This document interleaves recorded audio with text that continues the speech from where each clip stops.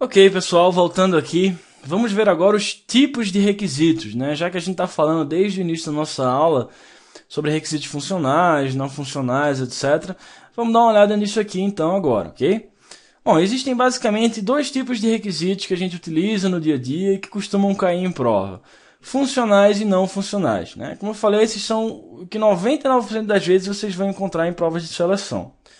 Agora, segundo o Somerville, né, eu falei para vocês que minha aula está toda baseada no Somerville, existe um terceiro tipo de requisito, que é o requisito de domínio. É um tipo de requisito menos importante, tá, pessoal? Cai menos em prova, na verdade é raro encontrar isso daí sendo cobrado em prova. E outros autores nem consideram esse terceiro tipo. Eu vou explicar daqui a pouco o porquê, ok? Mas como o Somerville aborda dessa forma, e realmente pode cair em prova, ainda que seja raro, então é bom colocar esse terceiro tipo de requisito aqui para vocês ficarem tranquilos, ok? Mas o nosso foco vai ser muito mais em requisitos funcionais e não funcionais, que é o que importa para a gente. Requisitos funcionais são declarações sobre os serviços oferecidos pelo seu sistema, pessoal. Tá lá, ó, define as funcionalidades do seu sistema. Como ele reage a determinadas entradas, como é que ele se comporta em determinadas situações, qual é o processamento que ele possibilita ao seu usuário, coisas desse tipo. Ou seja, requisitos funcionais são as capacidades, os serviços providos pelo seu sistema. Isso aí, autoexplicativo, muito simples, a gente vai ver mais exemplos daqui a pouco, certo? Mais importante até do que requisitos funcionais são os requisitos não funcionais, pessoal. Tá lá, ó. Requisitos não funcionais expressam restrições sobre as quais o seu sistema deve operar ou qualidades específicas que o seu software deve ter. Qualidades, características, atributos específicos que esse seu sistema deve possuir. Quando eu falo de restrições, pessoal, ou atributos, qualidades, enfim, eu estou falando, por exemplo, de atributos e restrições temporais, por exemplo, né? Tempo de resposta, de armazenamento, de segurança, ou outros atributos que nem têm a ver com o produto em si.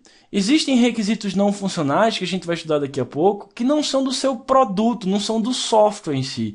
São requisitos não funcionais, por exemplo, organizacionais. Tem a ver, né, com o processo que a organização está utilizando para desenvolver o seu sistema, por exemplo.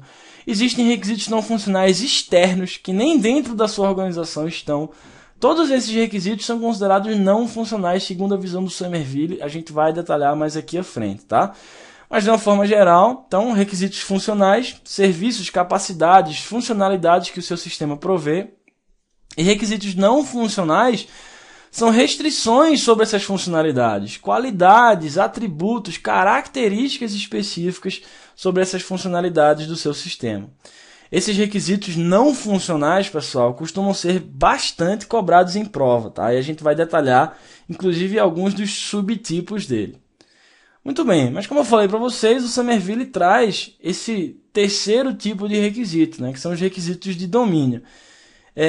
Isso aí é mais um preciosismo do autor, tá? É como se fosse uma frescura dele, na verdade. Porque na prática, ninguém utiliza isso daí, pessoal.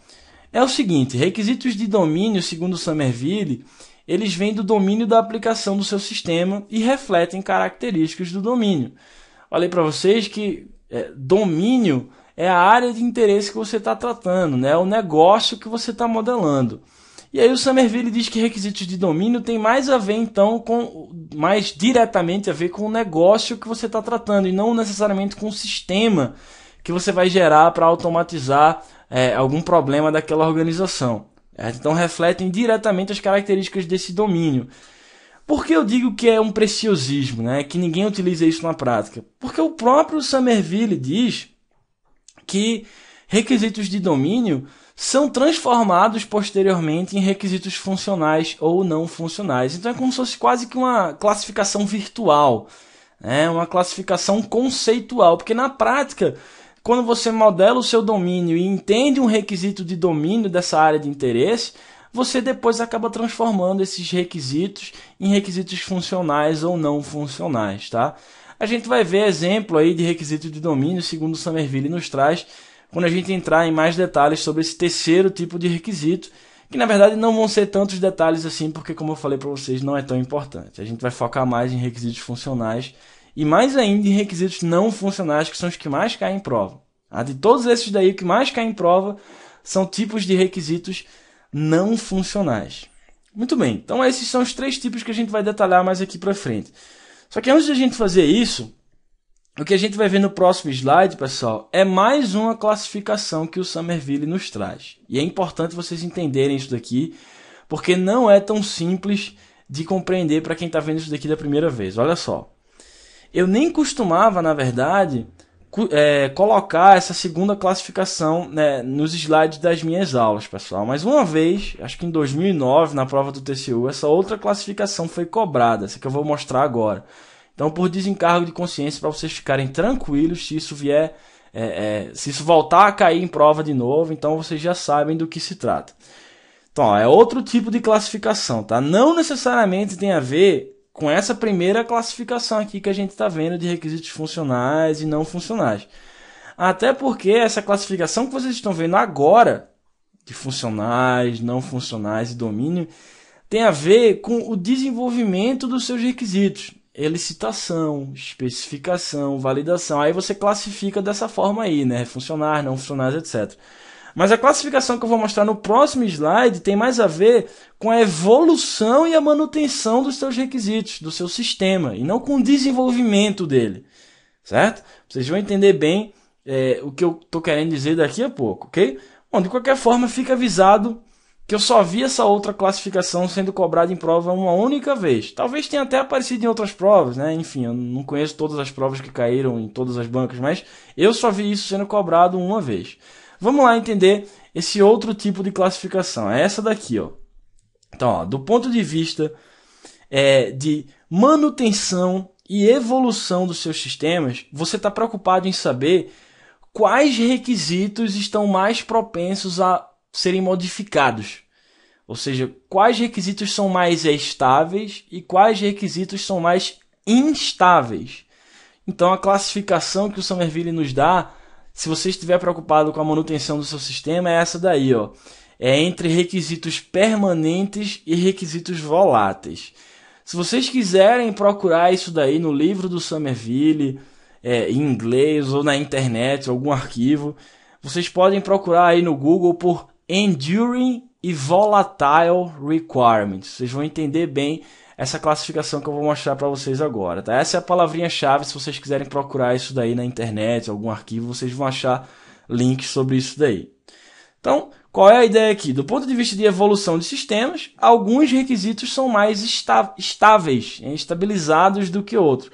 Eu não estou dizendo a vocês que alguns requisitos nunca mudam e outros sempre mudam, tá? Não é isso que eu estou falando aqui. O que eu estou dizendo é, qualquer requisito, na verdade, pode mudar, mas alguns são mais propícios do que outros a mudarem, ok? Se o seu requisito ele for considerado permanente, ele é considerado um requisito relativamente estável, porque eles são derivados diretamente da atividade principal da sua organização. É muito menos provável que esses requisitos sejam modificados ao longo do tempo. Se você classificar o seu requisito como volátil, então ele é um requisito muito mais propenso a mudar por alguma razão ou outra que a gente vai ver daqui a pouco, certo? Então tá lá, ó.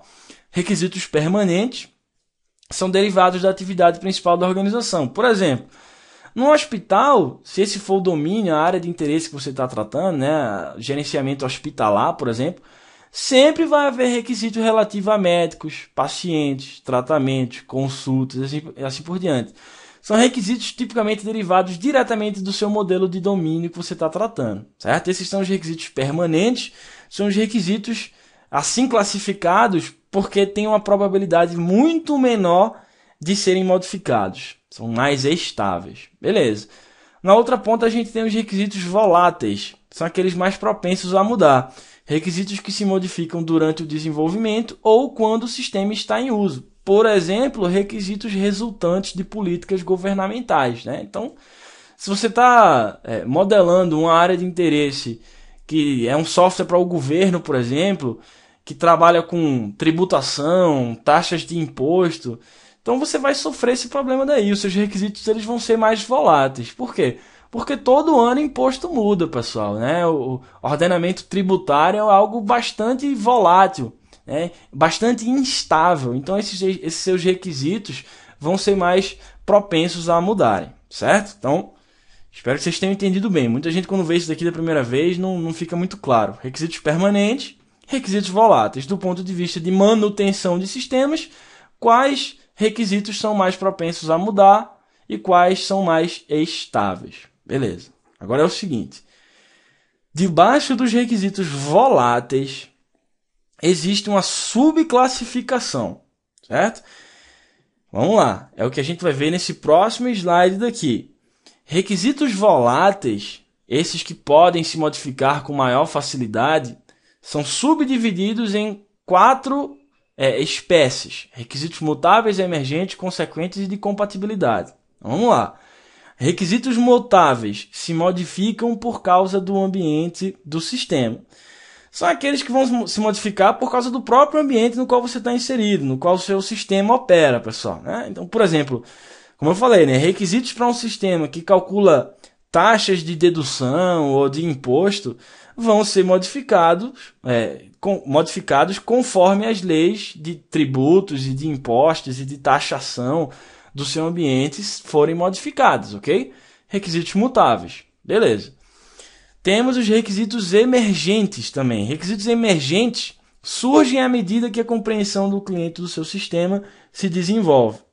É o seguinte, os requisitos que não podem ser completamente definidos quando o sistema é especificado, pessoal, eles vão emergir durante o desenvolvimento, quando o sistema está sendo projetado e implementado. Por exemplo, pode ser que não seja possível você especificar de antemão todos os detalhes de como uma determinada informação vai ser exibida na tela, por exemplo. Só que conforme as partes interessadas, né, o cliente, os usuários, começam a ver exemplos de, possíveis apresentações dessa informação na tela, eles começam a pensar em novas maneiras de exibição dessa informação de uma forma que possa ser útil para eles, tá? Então, por isso o nome, né? Requisitos emergentes são requisitos que emergem, que vão surgindo à medida que o cliente vai obtendo uma compreensão melhor do seu sistema, certo? Durante o desenvolvimento. Muito bem. Um outro tipo de requisito volátil, de subclassificação dessas daqui, são os requisitos consequentes. Requisitos consequentes, o próprio nome está falando, eles são consequência, eles resultam da introdução do seu sistema no ambiente do usuário.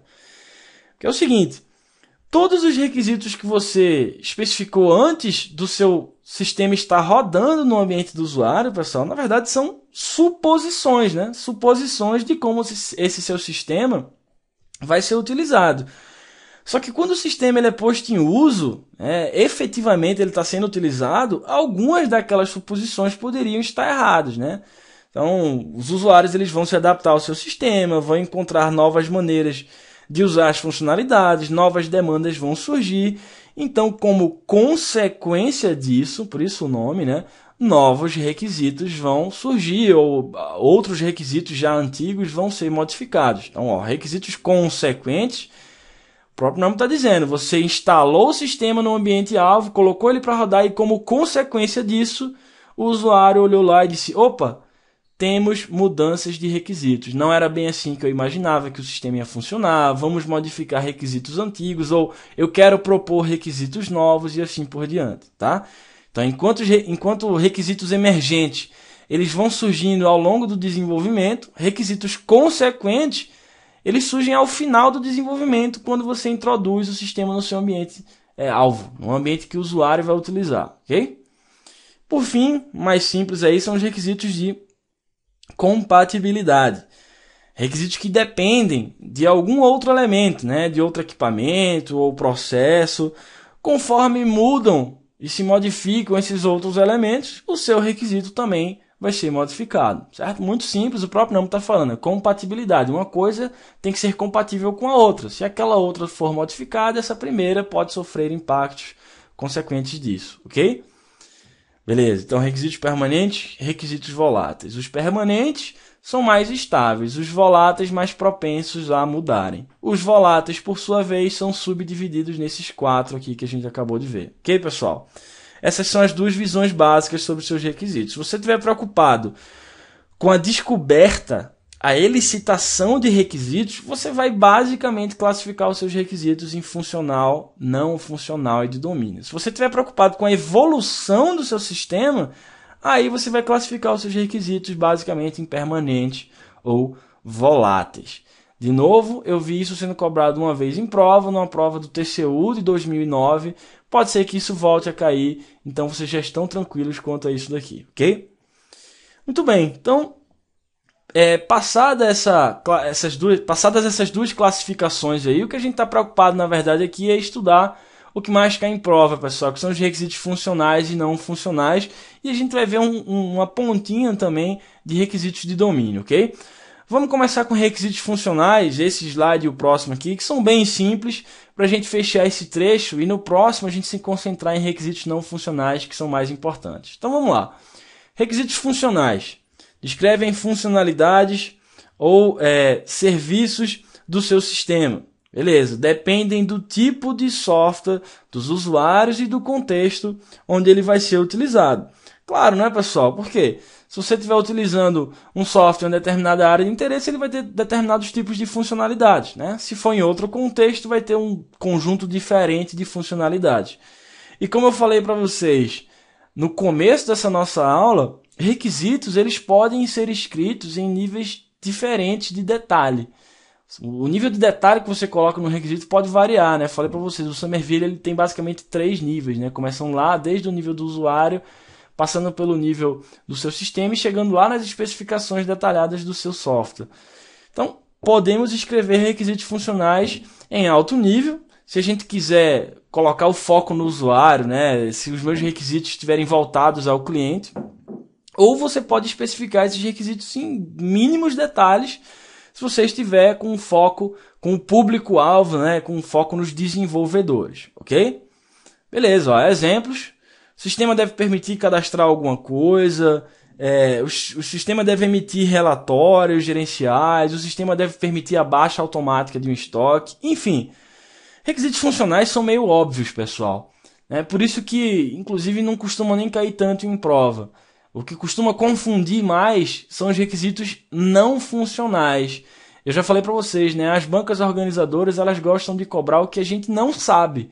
E por isso, os requisitos não funcionais, que são um pouco mais complexos, costumam cair mais. Requisitos funcionais são muito óbvios.